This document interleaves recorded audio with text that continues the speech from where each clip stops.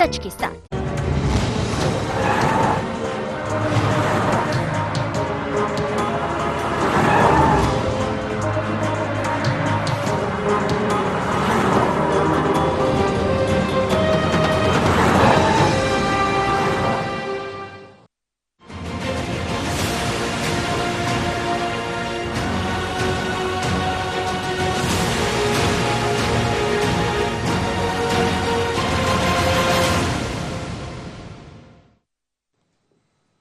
Budget 2021-22 में आपका स्वागत है। मैं हूं मनोज सैनी और बात भी इसी पर करेंगे आज आईएनडी स्पेशल में।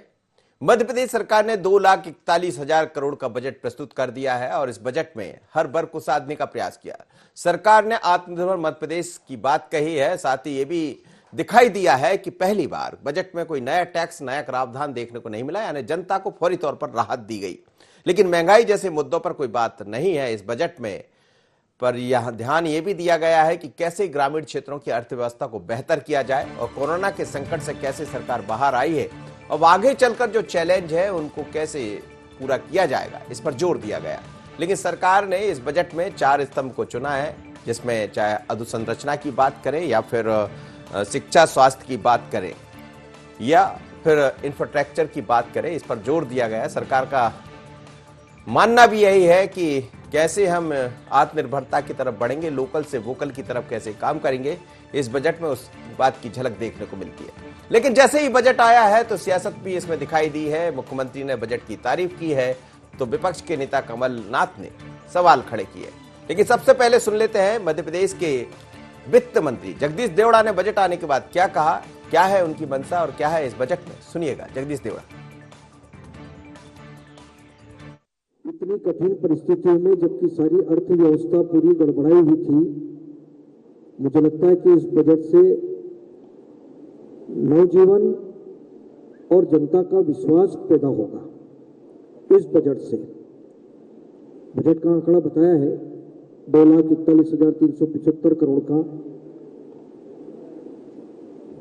कोशिश की है कि सभी वर्गों के लिए इसमें प्रावधान रखा है, सभी विभागों को भी इसमें सम्मिलित किया है और कुछ बड़ी बड़ी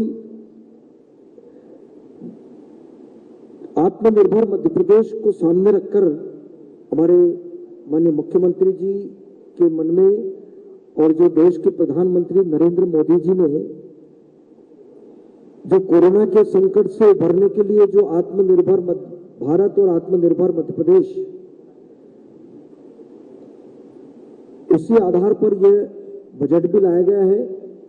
और मुझे कहते हुए बड़ा गर्व भी है कि उस संकट की घड़ी में देश के प्रधानमंत्री जी ने भी बहुत बड़ा पैकेज देश के लिए दिया था।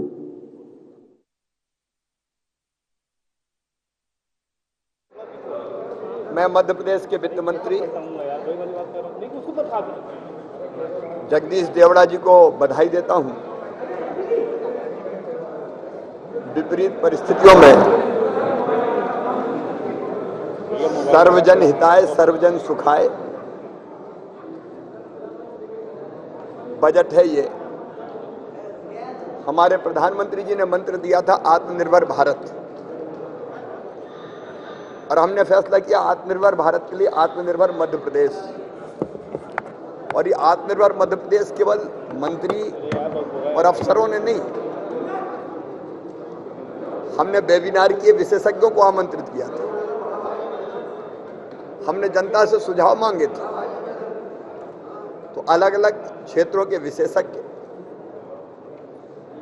आम जनता, समाज के हर वर्ग के लोग, सबके साथ चर्चा और विचार विमर्श करके हमने आत्मनिर्भर भारत का के लिए आत्मनिर्भर मध्य प्रदेश का एक रोड मैप बनाया था। ये बजट आत्मनिर्भर मध्य प्रदेश बनाने का बजट है। बड़े दुख के साथ मुझे कहना पड़ता है कि ये बजट केवल आंकड़ों का खेल है। आत्मनिर्भर आत्मनिर्भर आत्मनिर्भर, ये एक नया स्लोगन बन गया है। इस स्लोगन में सब कुछ फिट हो जाता है। ये आत्मनिर्भर प्रदेश की बात कर रहे हैं या आत्मनिर्भर भारतीय जनता पार्टी और भारतीय जनता पार्टी के नेताओं की कर रहे हैं। पेट्रोल, डीजल, गैस, अब तो खाने का तेल, रसोई का तेल भी गया, उसके भाव भी बढ़ रहे हैं। कुछ नहीं कहा। मुझे दुख है कि जिस दिशा में, जिस रास्ते में मध्य प्रदेश को ले जा रहे हैं, मध्य प्रदेश का भविष्य अंधेरे में है। आम जनता को कुछ नहीं मिला, कर्मचारियों को, शासकीय कर्मचारियों को भी कुछ नहीं मिला। मैं सोचता था कि जो एरियर्स है उसकी घोषणा हो जाएगी कि हम कर देंगे। अब तो घोषणा करिए कि हम घोषणा करेंगे। चलिए, तो सवाल खड़े किए हैं पूर्व मुख्यमंत्री कमलनाथ ने, लेकिन मुख्यमंत्री शिवराज सिंह चौहान ने कहा कि आत्मनिर्भरता का ये बजट है और इस बजट में ध्यान रखा गया है हर वर्ग का, और इसीलिए उन्होंने कहा सर्वजन हिताय सर्वजन सुखाय।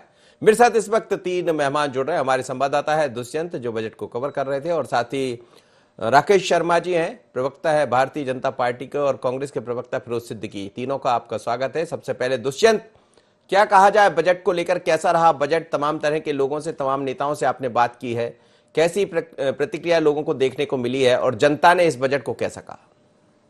देखिए मनोज जी, जिस तरीके से जब बजट आया तो जिस तरीके से जो बातें कही जा रही थी विपक्ष की तरफ से, वो विपक्ष की तरफ से जो बातें कही थी तो वो बातें पूरी नहीं होती हुई नजर आई, इसलिए विपक्ष इसको विरोध करते हुए नजर आया। लेकिन जिस तरीके से अगर सरकार की बात करें तो सरकार ने अतिरिक्त जो टैक्स जो है वो किसी भी तरीके से लगाने से मना कर दिया। इस बजट मतलब ये साफ कर दिया कि इस बार जो बजट पेश किया गया है उसमें किसी भी प्रकार से कोई भी नया टैक्स, नया कर यहाँ पर नहीं लगाया गया है, जिससे मध्य प्रदेश की जनता पर नया बोझ बढ़े, और इसी को ध्यान में रखते हुए पूरा बजट तैयार किया गया है। तमाम सारे प्रावधान जो हैं वो किए गए हैं, स्कूलों के लिए प्रावधान किए गए हैं, उच्च शिक्षा के लिए प्रावधान किए गए हैं, रोजगार के लिए भी कई सारे प्रावधान किए गए हैं, और तमाम सारे प्रावधानों के साथ साथ इस बात को भी विशेष ध्यान रखा गया है कि जो कोरोना काल पिछले समय में देखने में आया है तो इससे उबरने के लिए मध्य प्रदेश सरकार क्या कर सकती है। आत्मनिर्भर मध्य प्रदेश एक तरीका मध्य प्रदेश का है कि मध्य प्रदेश का जो पूरा रोड मैप तैयार किया गया है आगामी 3 साल का, तो उस 3 साल में किस तरीके से मध्य प्रदेश को आगे बढ़ाना है और इन सब चीज़ों से उबर कर किस तरीके से एक अर्थव्यवस्था को संभालना है, आर्थिक गतिविधियों को बढ़ाना है, तो तमाम सारी बातें हैं। और मुख्यमंत्री शिवराज सिंह चौहान की ही अगर बात मान लें तो उन्होंने साफ कहा है कि जो आत्मनिर्भर मध्य प्रदेश का रोड मैप पूरा तैयार किया गया है और उसी के तहत ये पूरा बजट जो है वो लाया गया है। हालांकि जिस तरीके से अगर विपक्ष की बात करें तो विपक्ष ने इस बात से साफ इनकार किया है कि किसी भी प्रकार से फायदेमंद ये बजट है।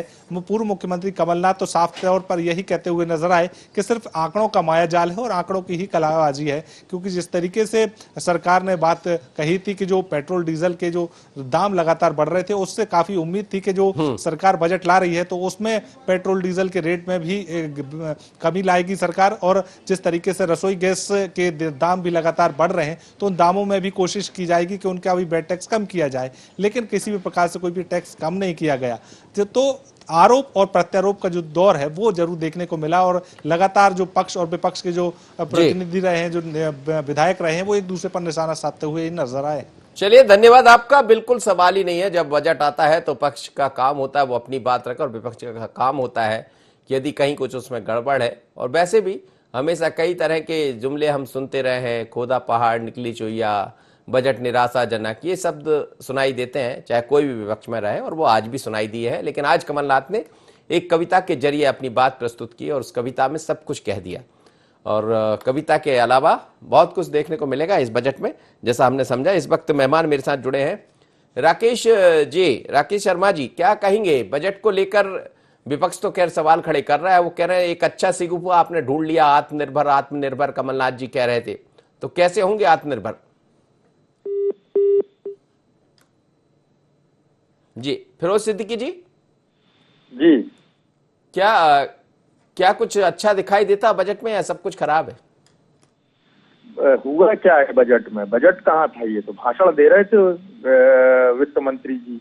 बजट तो ऐसा होता नहीं है, ना ही बजट को इस तरह प्रस्तुत किया जाता है। तो भाषण दे रहे थे कि हम ये करेंगे, हम ये करेंगे, हमने ये किया, हमने ये किया। ना ही उन्होंने ये बताया कि रोजगार कैसे मिलेंगे। उन्होंने सीएम राइजिंग स्कूल की बात की, उन्होंने ये नहीं बताया कि 30,000 जो चयनित शिक्षक घूम रहे हैं सड़कों पर उनको कैसे हम ज्वाइन कराएंगे। उन्होंने ये नहीं बताया कि वो कब जो अस्पतालों की जो स्थिति है, जो वहाँ स्पेशलिस्ट डॉक्टर नहीं है, 4000 से ज्यादा पद रिक्त हैं, उनको कैसे भरेंगे। निरामय जो उन्होंने नई स्वास्थ्य योजना लाया, उस योजना में क्या है। आत्मनिर्भर जो मध्य प्रदेश का नारा दिया है, उसमें क्या आत्मनिर्भर है। इसमें ये समझ में आ रहा है कि ये जो सरकार है ये कमाएगी और सारा पैसा जो है, जो 2.5 लाख करोड़ का कर्ज है, उस पर ब्याज देगी और घर के खुद का खर्चा चलाने के लिए नया कर्ज लेगी। ये इनकी आत्मनिर्भरता की डेफिनेशन है।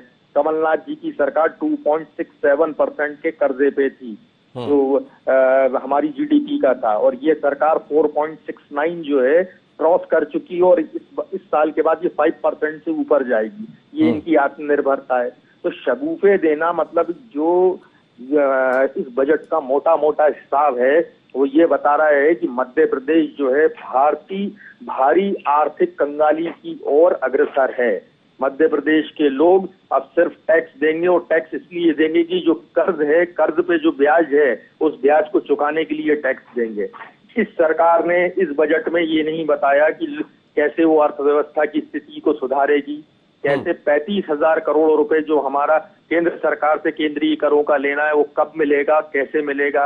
ये जो इतने भारी भरकम सांसद हैं इनके 26, 27 भारतीय जनता पार्टी के, और जनता ने भरपूर उनको वोट दिया है, ये क्यों मोदी जी के ऊपर दबाव नहीं बनाते कि 35,000 करोड़ रुपए हमारे बाकी हैं, उनको दो।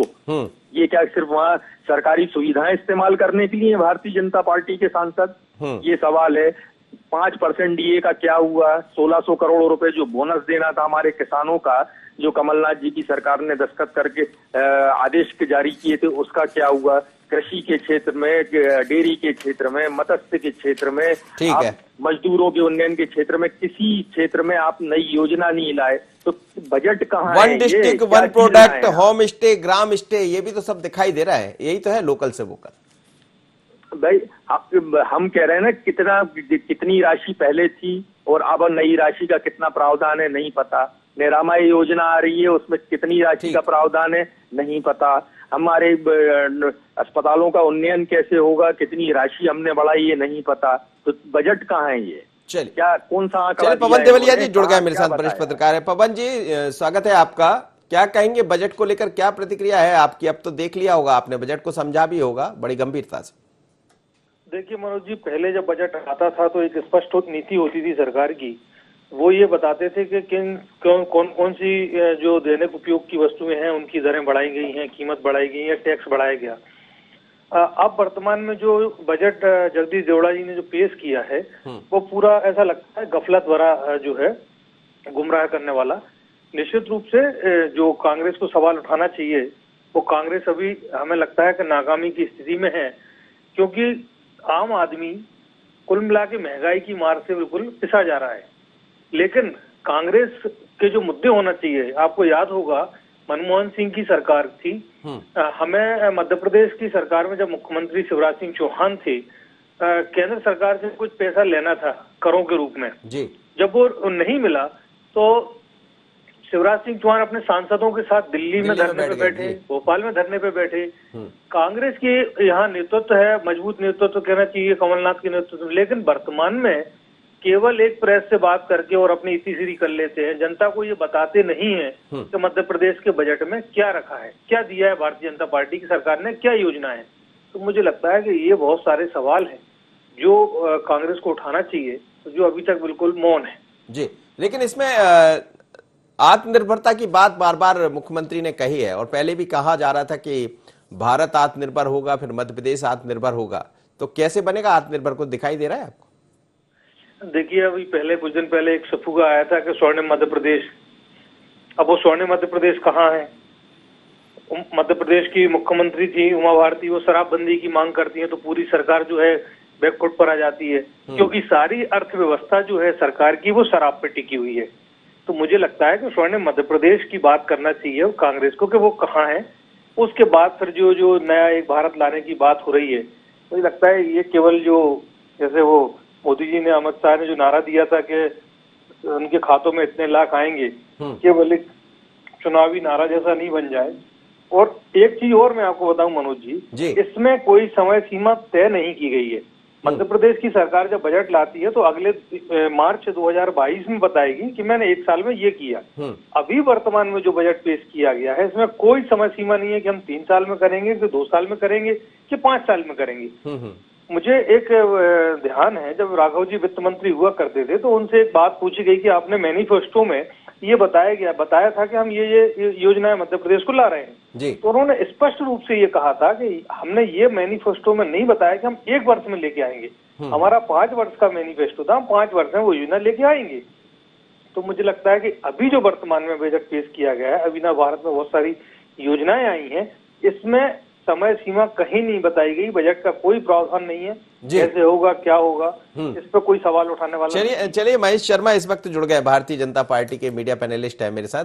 महेश शर्मा जी, स्वागत है आपका।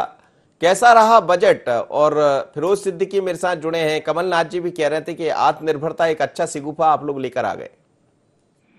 मनोज जी, आत्मनिर्भर मध्य प्रदेश, आत्मनिर्भर भारत की कल्पना को साकार करने वाला ये बजट है। सर्वस्पर्शी, सर्वव्यापी ये बजट है। इसमें समाज के सभी वर्गों का ध्यान रखा गया है।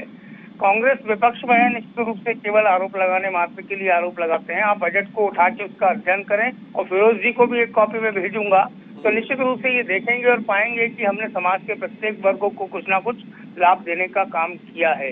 ये कहीं ना कहीं दिखाई पड़ रहा है बजट में प्रारंभिक तौर पर। जब उसका अध्ययन करेंगे तो आप देखेंगे कि आपको किसान हो, नौजवान हो, महिलाएं हो, महिला सुरक्षा से जुड़े विषय हो, सारे विषयों पर कहीं ना कहीं बजट में प्रावधान किया गया है। महेश जी, लेकिन जब कोई बजट सामने होता है, पहले जो बजट हम लोग देखते आए हैं उसमें ये होता है, एक समय अवधि होती है, कितने दिन में इस काम की तरफ हम बढ़ेंगे, हमारा 2023 तक ये काम पूरा हो जाएगा, 2022 तक ये पूरा हो जाएगा। ऐसा कोई जिक्र इसमें नहीं किया गया है। दूसरी बात यह है कि हमेशा जब हम कोई बजट को सामने रखते हैं तो उसके पीछे ये भी दिखाना होता है कि आखिर इसके लिए धन कहां से आएगा। तो 1400 करोड़ रुपए तो दिख रहा है कि रेत का जो राजस्व है वो आपको प्राप्त होगा, जिसका जिक्र किया गया है, लेकिन बाकी कहां से आएगा? मनोज जी, सारी चीजों का समायोजन उसमें किया गया है। कहाँ कहाँ से राजस्व की आय होनी है उसका भी माननीय वित्त मंत्री जी ने उल्लेख किया है, और कहाँ हम अपने आय के स्रोतों को बढ़ा सकते हैं उस विषय में भी उन्होंने विस्तार से प्रकाश डाला है। और इसके साथ ही आप ये देखेंगे कि पर्यटन के क्षेत्र हो, चाहे खनिजगढ़ क्षेत्र हो, जहाँ जहाँ से राजस्व की प्राप्ति हो सकती है, वो सारे विषयों पे माननीय वित्त मंत्री जी ने विधानसभा में बहुत अच्छे से पूरे विषय की जानकारी दी है। जी फिरोज सिद्दीकी जी, वो कह रहे हैं कि विपक्ष है तो ऐसा ही कुछ दिखेगा, अच्छा तो आपको दिखने वाला है नहीं कुछ। हमने तो जो सवाल उठाए हैं उन किसी भी सवाल का जवाब नहीं दिया उन्होंने। हमने पूछा कि भाई कल्पना है आत्मनिर्भर भारत की और आत्मनिर्भर मध्य प्रदेश की, तो जो आत्मनिर्भर भारत की जो कल्पना है माननीय मोदी जी की, वो ये कहती है कि आप जो राज्य हैं वो केंद्रीय करों से हिस्सा नहीं देंगे, जो राज्य हैं वो कर्जा ले लें, ये उनकी आत्मनिर्भरता है। तो कैसे आत्मनिर्भर होंगे मध्य प्रदेश और कैसे आत्मनिर्भर भारत बनेगा? 35,000 करोड़ रुपए का हमारा जो केंद्रीय कर है, अभी तो वो छुपा गए बड़ी सावधानी से वित्त मंत्री जी कि है ना, अभी ये तो 35,000 करोड़ तो हमारी सरकार के समय हमने निकाला था। तो आप ये बताइए कि जो सरकार 23,000 करोड़ कर्जा लेती है मात्र खर्चे के लिए, उसके लिए 35,000 करोड़ रुपए जो है, ऐसा है कि जैसे भूख से परेशान व्यक्ति को हलवा पूड़ी मिल जाए, लेकिन वो उनको देने की भी बात नहीं है। कहाँ है कहाँ? और इन सभी सांसदों का घेराव होना चाहिए। भारतीय जनता पार्टी के जितने सांसद हैं, हम इन लोग इनका घेराव करेंगे कि हमारा पैसा दिलवाओ वहां से। यहाँ घूमने के लिए हवाई जहाज की टिकट और सुविधाओं के लिए ये सांसद नहीं है। लेकिन जिस 35,000 करोड़ की आप बात कर रहे हैं, जब आपकी सरकार थी तब भी देखा है, अभी भी वर्तमान में देख रहे हैं। जब आपके केंद्र में सरकार थी तो शिवराज सिंह चौहान अपने सांसदों के साथ जाकर वहां बैठ गए थे। उसके पहले मध्य प्रदेश में वो बैठ गए थे खुद ही, ये कहने के लिए कि हमें तो अपना वो चाहिए। अब सवाल यही है कि ये यहाँ आकर कांग्रेस कहाँ फेल हो जाती? भाई 4.5 ऐसा है कि शिवराज जी मुख्यमंत्री हो गए, एक चुनी हुई सरकार दूसरी चुनी हुई सरकार के सामने जाके पाखंड करे, तो हम भी करने लगे। ये तो सही बात नहीं है कि कमलनाथ जी ये काम करने लगे। चलिए ठीक है, उनकी सरकार थी, आप तो विपक्ष में, इसमें पाखंड कहाँ हो जाएगा? हाँ, तो हम तो लगातार सवाल उठा रहे हैं। संसद में भी सवाल उठाया कि 7.5 लाख करोड़ रुपए का आपने पैसा क्यों नहीं दिया। बाकायदा ध्यान आकर्षण लगा था इस पे तो, और वित्त मंत्री को घेर लिया था लोगों ने कि हम ये पैसा क्यों नहीं दिया जा रहा है। सारे स्टेटों का मामला, ये एक अकेले मध्य प्रदेश की बात थोड़ी है। वो जो सरकार जो है हम दो हमारे दो और उनके दो वो वाली सरकार है, वो किसको देखने वाली? वो तो जो शाह और शहंशाह हैं वो दो लोगों को देखते हैं खाली, और उनके विकास के लिए काम हो रहा है। हमारे लिए क्या, आज हमारे शिक्षक जो हैं 2.5 लाख करोड़ का कर्जा है स्टेट के ऊपर, और हालत ये है कि बेचारे लोग जो है चयनित होने के बाद भी नौकरी के लिए दर ठोकरे खा रहे हैं, अस्पताल में दवाइयां नहीं है, हमारी जो मेडिकल एजुकेशन। तो आ जाइए सबको साथ लेकर सड़क पर, दिखाइए सरकार को जितने लोग बेरोजगार हम तो रोज ही दिखा रहे हैं, रोज ही दिखा रहे हैं। आप तो रोज देखिए, आपका पूरे अखबारों की कटिंग आ रही है रोज हमारे पास, हर जिले में हम कर रहे हैं। अभी मंडला में कितने लट खाए 2 दिन पहले हमारे, अभी 3 तारीख को हमारा यूथ कांग्रेस का घेराव है, अब बंद करके भाग गए विधानसभा की, अब गुरुवार को चालू करेंगे हम। क्यों डर गए जी? महेश जी डर गए क्या? महेश जी व्हाट्सएप पे केवल जो विपक्ष रह गया उससे डरने का तो सवाल ही नहीं उठता, क्योंकि ये ट्विटर, फेसबुक और व्हाट्सएप से बाहर कहीं है नहीं। और जहां तक बात मेरे मित्र कर रहे थे, तो 26,000 करोड़ का रिकॉर्ड कर्जा लिया है 12-14 महीने की सरकार में इन लोगों ने, और उसमें इंतजाम क्या किया? आईफा का इंतजाम करने की तैयारी थी। उसमें इंतजाम क्या किया? आलीशान हवाई जहाज कैसे खरीदा जाए, मंत्री बंगले कैसे रिनोवेट किए जाएं, ये इनका इंतजाम था। इन्होंने आम जनता के लिए नहीं सोचा। लाल कारपेट बिछाकर सलमान और जैकलीन का स्वागत करने वाले कोरोना की एक बैठक इन्होंने नहीं की। ये लोग आज जब आरोप लगाते हैं बड़ा हास्यास्पद लगता है मनोज जी, क्योंकि आम जनता के लिए जो गूढ़ विषय है उन सब पे अगर किसी ने संवेदनशीलता के साथ विचार किया है तो वो भारतीय जनता पार्टी की सरकार ने विचार किया है, संवेदनशील मुख्यमंत्री माननीय शिवराज सिंह चौहान ने किया है। जी चलिए मेरे साथ पवन जी जुड़े। पवन जी, कुछ इसमें कुछ बातें अच्छी कही गई, जैसे 1 डिस्ट्रिक्ट 1 प्रोडक्ट की बात की गई, होम स्टे की बात की गई है, तो क्या इन सब में कुछ रास्ता निकलेगा, कुछ नए रोजगार के अवसर बढ़ जाएंगे? देखिए मनोज जी, मध्य प्रदेश में रोजगार की जो कहना चाहिए संभावनाएं हैं वो बिल्कुल शून्य जैसी हैं, क्योंकि स्टार्टअप आपने शुरू कर दिया है, मतलब आप स्वरोजगार योजना अपनी खुद की पैदा करो। उसके लिए बैंकों से कर्ज जो है, जब बेरोजगार नौजवान जाते हैं लेने, तो बैंक वाले स्पष्ट रूप से मना कर देते हैं, क्योंकि उनकी कोई गारंटी देने को तैयार नहीं होता। मुख्यमंत्री जी बार बार जो चीजें बताते हैं वो चीजें बताने में ठीक लगती हैं, लेकिन धरातल पे कहीं नहीं दिखती। मुझे लगता है कि अगर जिला स्तर पे एक बुकलेट जारी की जाए कि हमने कितने बेरोजगार नौजवानों को रोजगार दिया, तो इससे हमें लगता है कि एक प्रतिस्पर्धा होगी नौजवानों की रोजगार से लगने के लिए। तो जितनी भी सरकार की योजनाएं हैं वो ठीक है। मुख्यमंत्री जी का कहना है कि लगातार जो हम जीत के आते हैं तो जनता में स्वीकार रही है, यह कह सकते हैं। दूसरे रूप में यह भी स्वीकारना चाहिए कि कांग्रेस का फेल्यूर है कि वो इन सरकार की नाकामियों को उजागर नहीं कर पाती है। तो निश्चित रूप से जो बजट है वो केवल लोक लुभावन वाला बजट कह सकते हैं, लेकिन धरातल पे क्या दिखेगा? आप 2 चीजें हटा दीजिए, रेत और आबकारी से जो रेवेन्यू प्राप्त होता है, सरकार धराशायी हो जाएगी, क्योंकि इनका जो रेवेन्यू का मध्य प्रदेश सरकार का जो मुख्य स्रोत है वो शराब है और रेत का व्यापार है। अब दूसरा, कहाँ से इनके पास रेवेन्यू जनरेट होता है? कोई योजना सरकार के पास नहीं है। शराबबंदी की बात होती है, सरकार बैकफुट पे आ जाती है। खदानें बंद करने को लेकर जब विधायक लोग धरने पे बैठते हैं, सरकार तुरंत उनके पीछे दौड़ पड़ती है। तो मुझे लगता है कि कुछ अच्छे दूरगामी परिणाम लाने वाले बजट को तैयारी करना चाहिए, और कांग्रेस की इसमें एक महत्वपूर्ण भूमिका ये होना चाहिए कि जिन मुद्दों को लेके कांग्रेस को भारतीय जनता पार्टी घेरती रही है, उन मुद्दों को लेकर उन मुद्दों कांग्रेस भी नजर आए। बिल्कुल आप सही कह रहे हैं। चलिए, आप सभी मेहमानों का बहुत बहुत धन्यवाद। लेकिन मध्य प्रदेश का आज 21-22 का बजट प्रस्तुत कर दिया है सरकार की तरफ से, और इस बजट में वैसे तो यह प्रयास किया गया है कि हर वर्ग को साधा जाए, लेकिन क्या वर्ग इस बात को समझ पाएगा? क्योंकि आगे नगरीय निकाय के चुनाव है, उसके बाद 2023 की तरफ बढ़ चलेंगे, लेकिन कोई समय अवधि नहीं होने से कुछ सवाल भी है, जिसका जवाब भी सरकार के पास होगा, जिस पर हमारी भी निगाह रहेगी। बजट 2021-22 में इतना ही। मुझे दीजिए इजाजत, बने रहिए N24।